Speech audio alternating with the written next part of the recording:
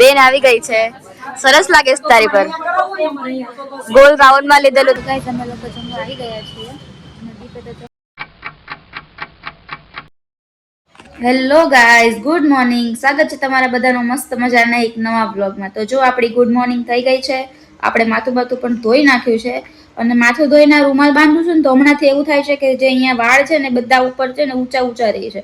તો વિચાર એવો છે કે થોડીક વાર રૂમાલ બાંધીને પછી ફટાફટ રૂમાલ કાઢી નાખશું, કેમ કે પોની લઉં છું ને તો આ વાળ છે ને એકદમ ઊંચા ઊંચા રહે અને વળી જાય છે.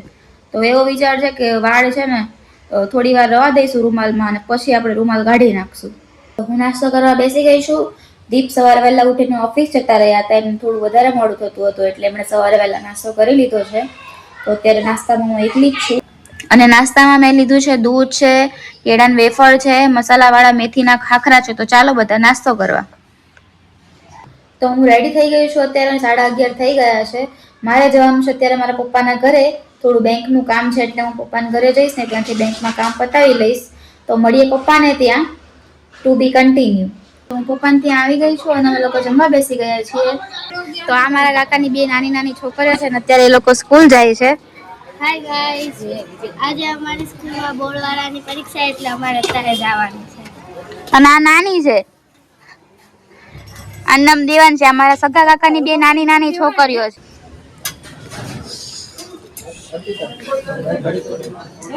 તો ગાઈસ અત્યારે ઘણી બધી ભીડ છે.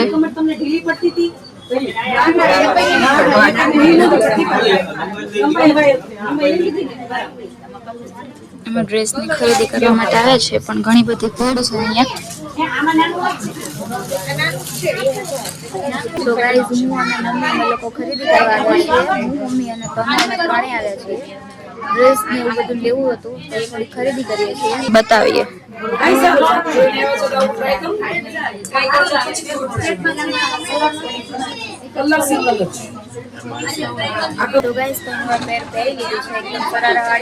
લાગે તને ઉપર મસ્ત લાગે છે. તને ગમે છે? કેવો લાગે છે? બેન આવી ગઈ છે, સરસ લાગે છે તારી પર. ગોલ રાઉન્ડ માં લીધેલું છે બેને. કેવું લાગે છે તને?